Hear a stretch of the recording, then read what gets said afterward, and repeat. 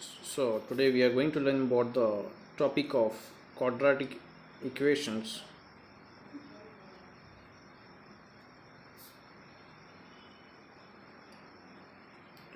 So we are going to start to learn this quadratic equation from the definition onwards. So first of all, we should know how to define these quadratic equations. So in the short, I will call this quadratic equation here as QE. तो इसका definition हमें लिखना है पहले so definition इस तरह से है, जो भी इक्वेशन क्वाड्रेटिक इक्वेशन में यहाँ पे बोला गया कि इक्वेशन है, तो ये एक टाइप का इक्वेशन होता है जिसका फॉर्म, यह इक्वेशन का form, equation has a form of,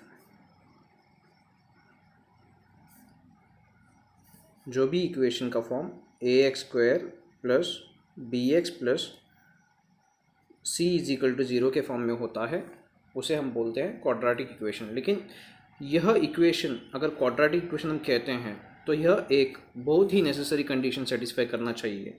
वह कंडीशन है a कभी भी 0 नहीं होना चाहिए। अगर यह 0 हो जाता है तो यह a यहाँ पे 0 इंटू x², यह टर्म 0 हो जाएगा, इसीलिए a should not be equal to 0। तो यह कंडीशन सेटिस्फाई करना बहुत ज़रूरी है। तो यहाँ पर हम इस पर एक प्रॉब्लम सॉल्व कर लेते हैं। जैसे कि यहाँ पे एक क्वेश्चन है x plus 3/x is equal to x²। यह जो इक्वेशन दिया हुआ है, यह क्वाड्रेटिक इक्वेशन है या नहीं, वेरीफाई। तो बोला गया है कि वेरीफाई गिवन इक्वेशन इज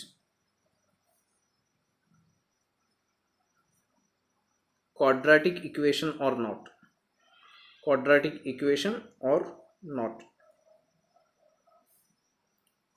तो अभी इसे सॉल्व करने के लिए हमें स्टैंडर्ड फॉर्म तो पता है, ax² plus bx plus c is equal to 0।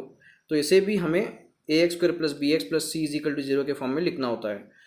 तो अभी पहले लेते हैं x डिवाइड बाई कितना 1 plus 3/x as it is equal to x²/1।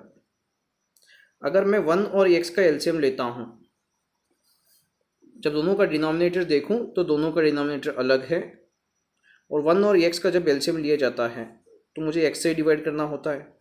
तो मेरा एलसीएम बन गया 1 into x² x is equal to x as it is. अभी यहाँ पर मुझे एक ही रूट के अंदर लेना है x, एक ही लाइन के अंदर लेना है x।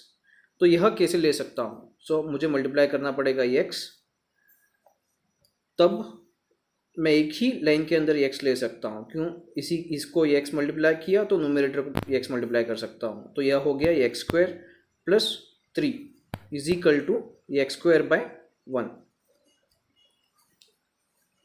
तो अभी हम क्या करते हैं, क्रॉस मल्टीप्लाई कर लेते हैं। जब क्रॉस मल्टीप्लाई करोगे तो x² प्लस 3 को 1 मल्टीप्लाई होगा और x² को x मल्टीप्लाई होगा। तो इसी तरीके से अब 1 इंटू x² प्लस 3 एक ब्रैकेट में, और एक ब्रैकेट में रह जाता है x² इंटू x। तो अभी इसे ब्रैकेट क्लोज कर लेते हैं।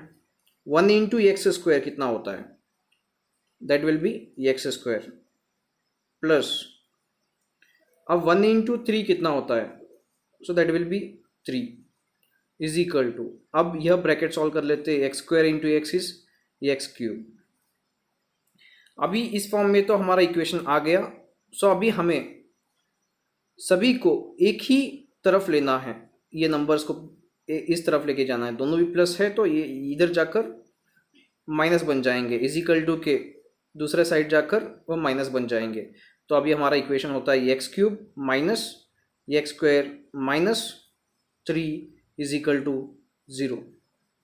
तो यहाँ पर इस इक्वेशन में पहले आपको ऑब्जर्व करना होगा इसका पावर कितना है, हाईएस्ट पावर कितना है।